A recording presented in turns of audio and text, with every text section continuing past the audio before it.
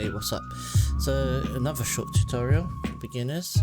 We're just going to do some basic keyframing, how you move an object by keyframes in Ventuz. So to find your timeline, you can go view and then select animation or shift F4, or you can click on this tab here where it says animate, and it will change your whole layout. So you can change, you have an option to change the layout yourself here by changing like logic, design, data, and you can customize this layout to whatever you like. Right now I'll leave it on data for now, and then I'll customize the layout.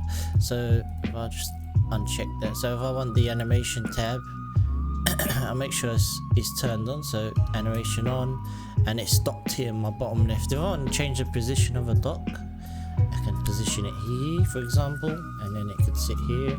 I tend to like to put it here in the bottom left with my toolbox. But yeah, let's get started. But yeah, you can play around with the layouts. Hopefully I'll make a layout video soon. Okay, so we need an axis. So let's drop that into our hierarchy from the world. So world, axis, hierarchy, and then drop into your hierarchy. And let's get a circle to start with. Now I'm going to scale this up. So select the axis under scale all factor. Okay, so I just scaled it to say 5. Decent size. Let's make this render window a little bit bigger. There we go. Something like this. Okay. So if we click on our animation timeline, right now there's nothing there. So for you to add a keyframe or to keyframe it, you need to go into the animation tab and add a keyframe animation. So you drop this into your content window. Then you can choose what axes you want to animate. So for this tutorial, we want to just animate along the X. Really simple. We're just going to from A to B over here. So drop that X position onto the animation. You can name this node if you want. So A to B. You can call it whatever you want, to be honest. So you click on that animation node, and you'll see the value of the X now appears in your timeline. If you click on your timeline, and here you can see you have the animation node's name, A to B. So if you have multiple keyframes, so if I, for example, if I add another keyframe animation and go back to my timeline, you'll see now I've got animation 1, A to B, and then main. So main is just all your layers, and we don't need to worry about that too much, but you can see as you create them, the list will grow and you add more. So if I rename this anime or something and go here, you see it says anime. Anyway, you can delete that for now. So keyframing. So if we expand this timeline a little bit bigger, so you have a value, so you can change your value here, and to set a key you press add keyframes. So there's a little orange button with the plus, or you can press insert as a shortcut key. So when I hit insert or press the orange key button, the keyframe button, add a key, you see it adds a key at the start. And now scroll along in the timeline. Oh yeah, and right now if you wanted to view the timeline in seconds, before I get it going any further, you can click on this little icon here where it says 1 and 0, and you can change it from 60 frames, 50 frames, 30 frames, 25 frames. I like to work in seconds, so I can go to 1 second. There we go, and hit set keyframe at the end. Right now the value hasn't changed because we haven't edited that value. So what I can do is select that keyframe, change that value.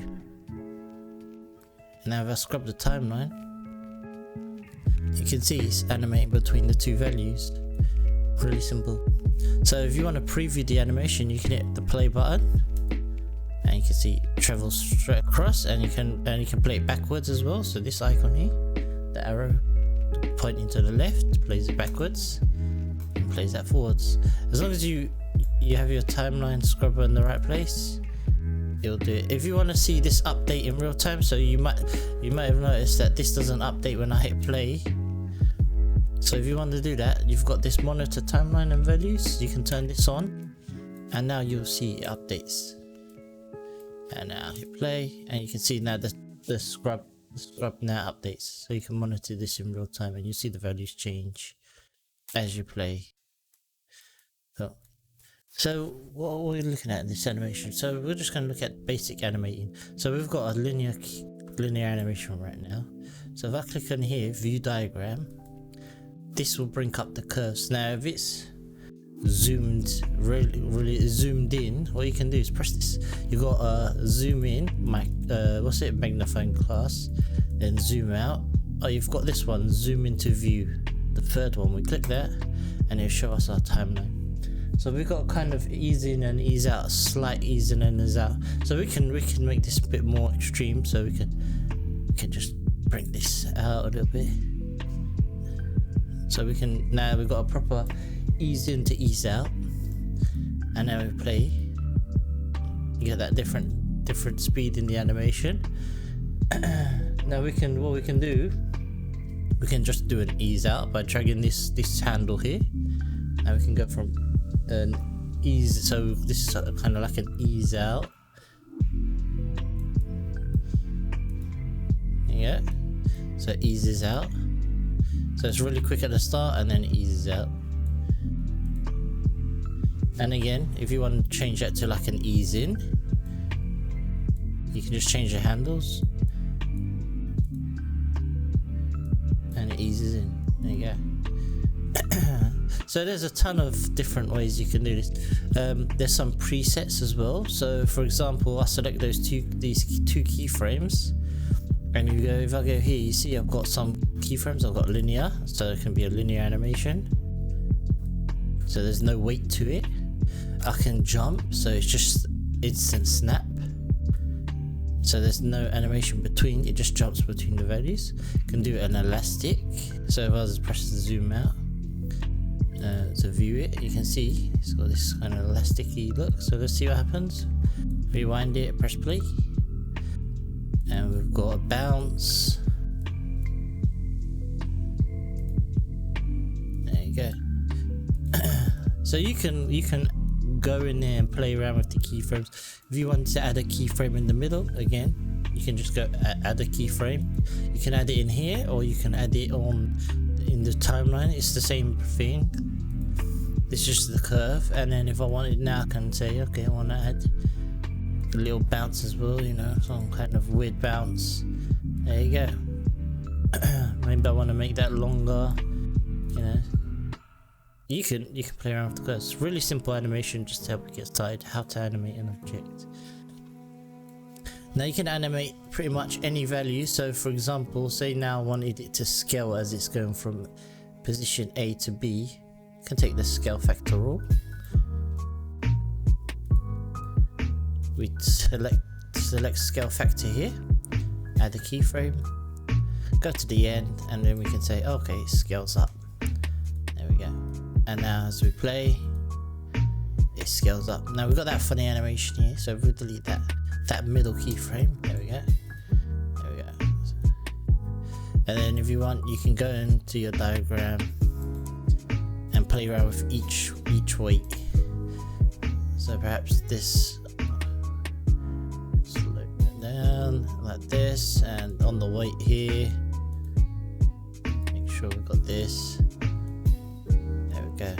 So you can tweak each one. So the scaling can have one, and then the position's got a different curve. So each value has its own curve, which is cool.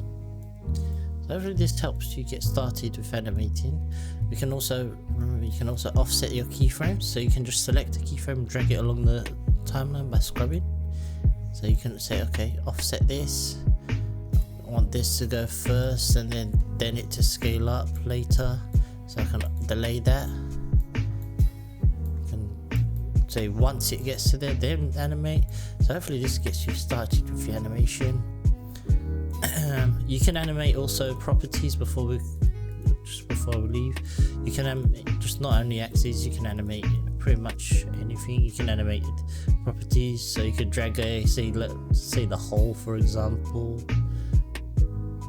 and say, okay, I want it to keyframe here, so I set a 0 keyframe, and then say here I want a hole. So now we're animating it multiple keyframes, you know. And if I want, I can select those, shift this over here, and press play. There we go. You can start this early or end this earlier, you know. But yeah, hopefully that gets you started with animation and animating objects. Another short tutorial. I hope to do more. I'll leave a link also below with ease and functions. This website easings.net is quite useful. It gives you different curves for different animations, you know, so you can just see, like, if you want to ease in elastic, ease out, and you can actually, it gives you little diagrams of it, and you know, if you want to go further into it, it's more complicated, but just gives you an idea of the type of animations you'll get. You can hover over and you can see, but it's really useful. So I'll put that in the link below as well. Thank you again. Enjoy the rest of your day, and we'll see you soon.